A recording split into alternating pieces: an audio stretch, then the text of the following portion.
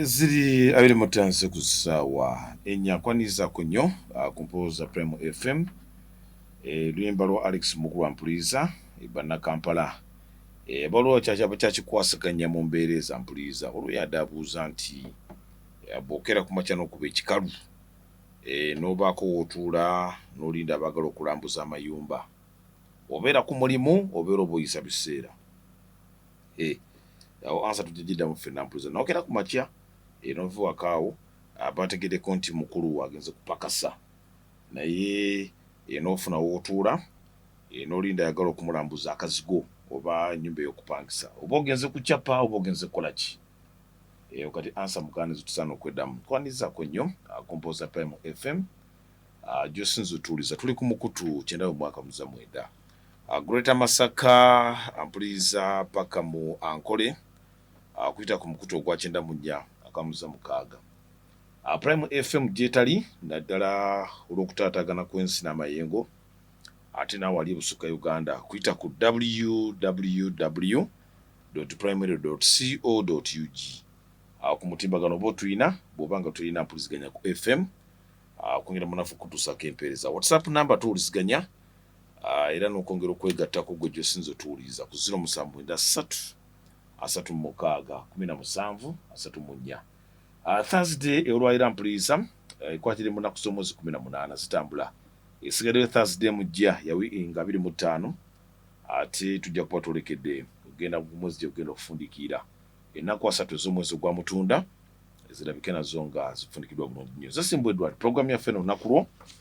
z'essaawa zaffe zeekwatiramu ez'akasamayanzi oluvannyuma lw'okulumbagana Ampuliza ensi ya Kata kaakati nga zigenda kuwera ennaku 10 olunaku olw'enkya kubanga bulumbaganyi bwaliwo nga 9 omwezi gwenza okwogera ku guno ogw'omwenda so zitambudde ennaku 10 bijja ebibaddewo era abasajja okulaga obumu ensi eya Saudi Arabia agattako n'ensi ya Kuwait abeekungira mu mukago naddala guli ogw'amawanga agaboolaba agasima amafuta gwo gwagambye nti bw'oba nga olina paasipoota nga ya Israel gwe tokkirizibwa kuyingira mu nsi ezo era nga bagamba nti you risk arrest okukwata era ndowooza Israel bannansi b'ensi basinga okutambula kuba kati ku mbeera eriwo bakirowoozako nti wayinza okubeerawo okutiisibwatisibwa oba embeera Ampuliza ey'okutya naddala ku mbeera etambula kakati nti ekiwendo ky'okusindiikiriza abanalokaala ba Hamas okuva mu Palestine ekiyinza munafu bakwatiramu era kyovulaba nti kati bangi si batambuzi nnyo ng'oggyeko awali ku mirimu giri egy'ekikungu diplomatic travels oba oli awo so Kuwait egattako ne Saudi Arabia etali United Arab Emirates amanyi bibuzabuzamukko so wakati abo bwenza okwogerako nti buli alina passport nga ya Israel oba obutuuzi wabufunirayo oba oli munnansi waayo kati bano bagaye nti tukwagala Kuwait sako ne Saudi awo kyongera okutegeeza nti basajja batandise okutatta n'enkolagana kakati bw'obalabalamuko ku ntandikwa ya wiiki eno ku bbalaza abakulembeze naddala okuva mu mukago ogumanyiddwa nga Arab League n'omukago omulala Organization of Islamic Cooperation IOC bazze mutamiruko yatudde mu kibuga Doha ekyensi ya Kata era ni gye batuumye Arab Islamic Summit eyagendeddwamu okugatta obumu n'okwongera okunyweza naddala oluvannyuma lwa Israel bwe yalumba offisi za Hamas mu kibuga eky'e Qatar eky'e Doha Septemba 9 era mwafiiramu abantu abawera ddala 6 byabuzaabuzamukko olw'ensonga nti obulumbaganyi buno President Trump wa America guyinza okwogerako nti ebikolwa bya Israel ayimanyiko 100 kubanga afuna security briefings n'ebirala yalabikanga agezaako okwesa mmuli eky'okulumbagana Qatar kuba Qatar ati munywanyi wa America mu nsonga nnyingi nti n'enkambi esinga okubeera ennene ey'amagye ga America ekwatiridde ekyondo kya Buwarabu Middle East eri mu kibuga Doha ekyensi ye Qatar gye bayita Al Udeid base era ng'eyo Iran gyali tagetinza okasukako ebikompola ya Israel bwe yalumbagana enfo zaayo ng'enoonya nuclear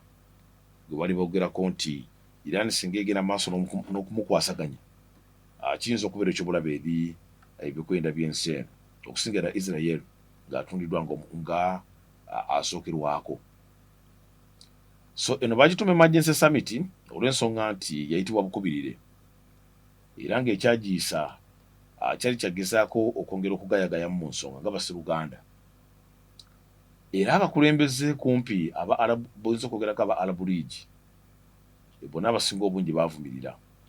tebali basanyufu ku ngeri ampuliriza gye balumba mu bulaza oba sisita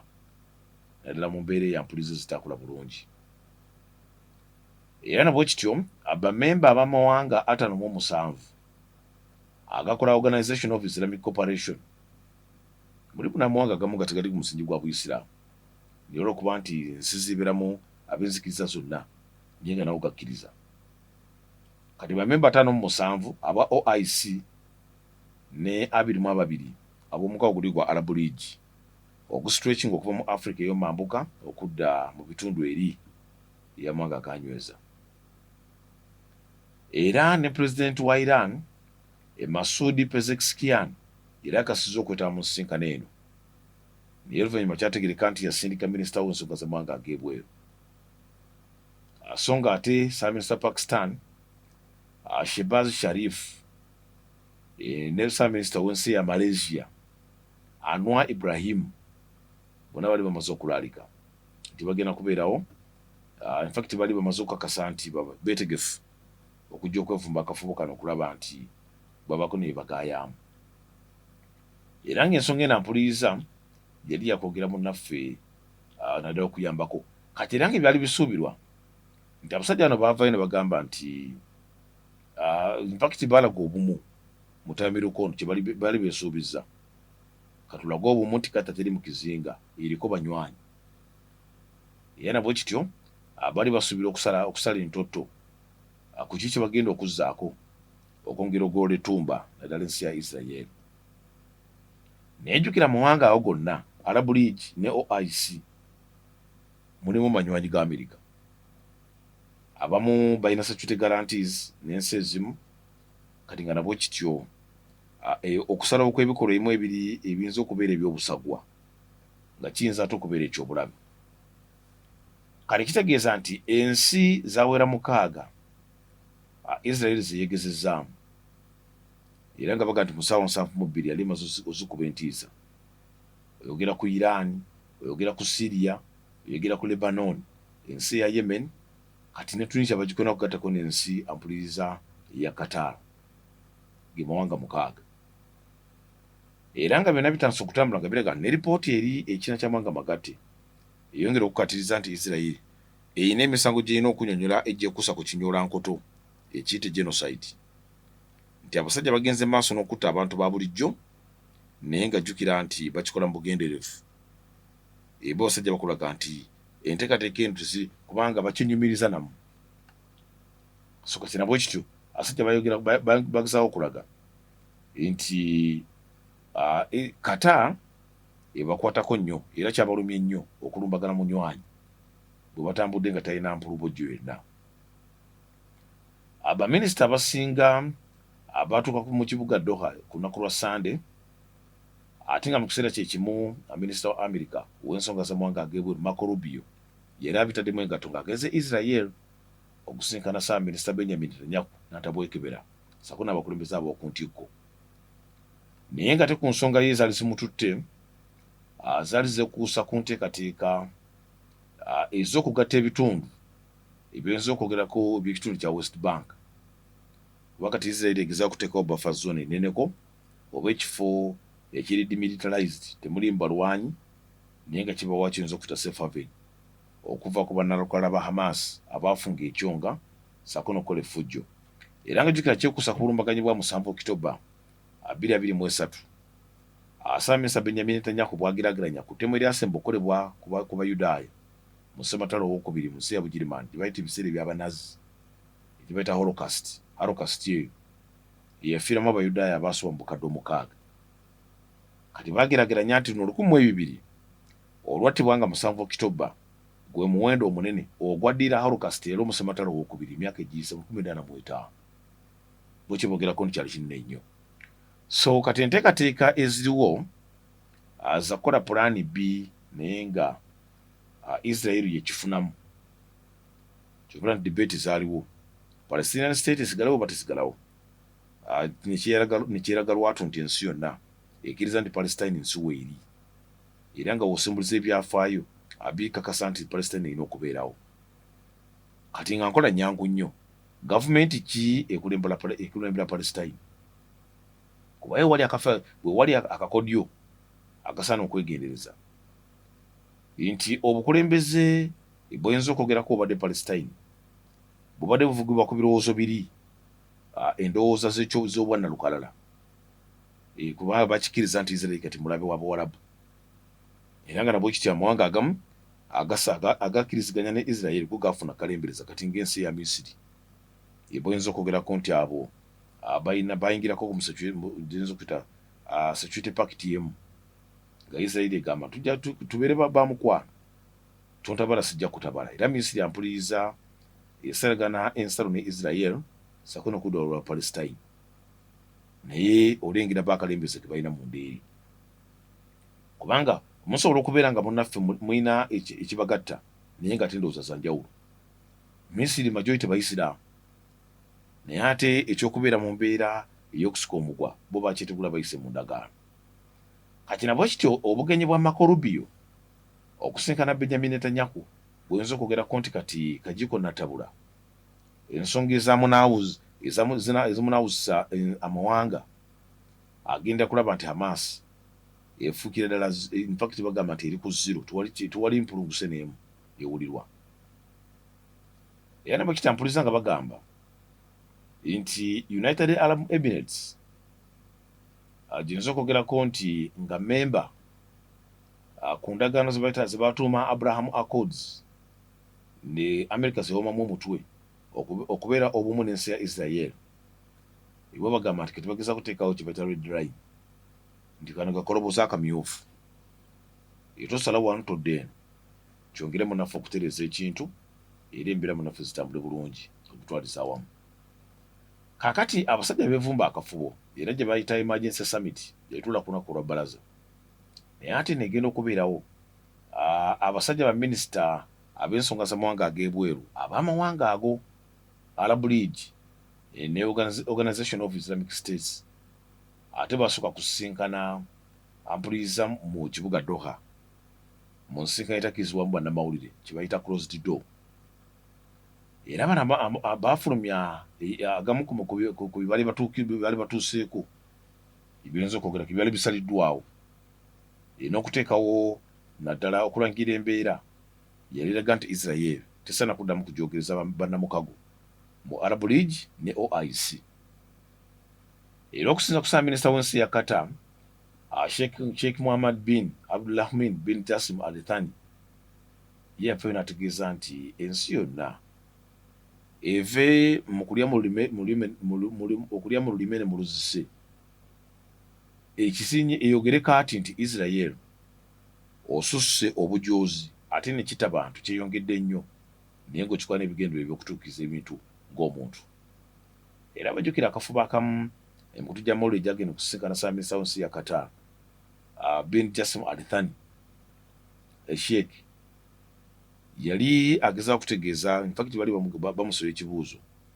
nga bamugamba nti Benjamin Netanyahu awera nti abasajja ba Hamas abo wavayo ng'omutabaganya naye ate bwaba ofiisi eno zirimu ne AC basula ng'abakungu basinzira eno okuwa ebiragiro ku ntalo ezikolebwa ku Israel naye ng'ate be baviirako omuntu wa bulijjo okubonaabona kuba ye Ssaabaminisita Netanyahu agamba okuba Palestine akimanyi mulimu abantu bangi ababonaabona naye ate eyavaako embeera ey'okusajjuka ye ba Hamas kati ekigikubisa n'amawanga amalala gabagamba nti galina akakwate ku Hamas akati abadde biggest funder ow'akabinja kano naye nga temunywanyi wa America. Kati ejjukira nti America yennyini yakola endagaano n'ensi ya Qatar eyambeko okutabaganya oba okubiriza enteeseganya amaaso ebyo by'okuyegera era endagaano ezo zaliko n'akasente kati nabo kito nga bibuzaabuzaamu. Era omusajja bali bamubuuza nga bamugamba ono Ssaabaminisita wa Qatar nti Netanyahu ng'awera Ssaabaminisita munno nti oba oganya okukwata ba Hamas okubaleta mu kkooti nzine empulungusa ekyasigaddeyo bo bajja beekwatira infact bo bajja batuukako mu mbeera zonna ezisoboka. Kati nga kiringa ekiraga nti mu kaseera mpayo kaaga ayinza okuddamu n'akasuka ebikompolo era mu kifo kyekimu ng'alina bayagala okutirimbula oba okutemula. Kati Ssaabaminisita Alithani yali yanukula nga omanyi okwanukula okuli emotion okw'obusungu ng'ategeeza nti Israel bagiyita mu kkooti y'ensi yonna yeyina emisango okuba nti erina omusaayi gw'abantu ku mikono gyayo ng'ejjekuzeemu ettemu ku bantu ba Palestine. Era kyategerekesa oluvannyuma nti ensi ya Qatar byebaddeko ebyokutabaganya enteeseganya ez'emirembe wakati wa Hamas ssaako ne gavumenti ya Israel enteekateeka ezo yazitadde olw'ensonga nti baalumiriza Israel nti byonna ebirabanga ebyakiguumaaza byeyagala okuyisaawo ate byekuusa kuteesa mirembe. Era nabwo kitwagamba nti bino kasaba wira nti basaba Israel esirikizemu ku byokulwanagana kati bakizudde nti ekyo si kyekigendwa kyayo yagala bintu bigwere mu kibayita bato okutuusa embeera oba oliawo bwerikyuka. Kati nabwo kitampuliriza nti abakulembeze bamwe nga basinkanye tugenda kwera ki Israel kati batandise kumuyita mu diplomasi. Olina passport ya Israel yo Kuwait ne Saudi Arabia egamba temudda mu kuyingira waffe. Kati n'abala buli muntu agenda kuleta measures ezize n'ebintu bigenda okuddako. Kati era mu ngeri emu n'amawanga agamu agabadde galina endagaano n'amakampuni ga Israel ku byokulwanyisa ekyategerekese nti agawerako gasazizaamu endagaano ezo naye ng'ate kyenagambe nti ziyinza okufaanako nga nati za Russia zebamukaliga ensi yonna bwe yalumba ensi ya Ukraine teziyugudde nnyo ttama lya Russia era kyovula bantu omusajja aludde mu lutalo lwasobadda myaka 3 tutamuza mwaka gwa 4. Kati nabwe kityo kyongera okulaga nti omusajja omuyinza okukaliga nati naye nga kijja nga mboozi weera akiwulira nti kampuni ebadde amawanga gali gatugulako emmundu gajjeemu enta bakiwulira naye kiyinza okuba nga tekikola impact nnene okusinza kuba n'abasajja abawakozi b'entalo nekibasomamu kibalaba ekiyinza okubayamba oba oliawo. So kati nabwo kitampuliriza nti kati okuweza eggwanga ery'omukaaga mu ssaawa 72 gyinza okwogerako infact mu mwaka guno ebadde ya 7 ebadde eggwanga ery'omusanvu kutandika y'omwaka guno. Kati nabwo kityo nga bagamba nti libadde ejjogo lya nkunala era liyinza okwogerako eritasobola kukkirizika.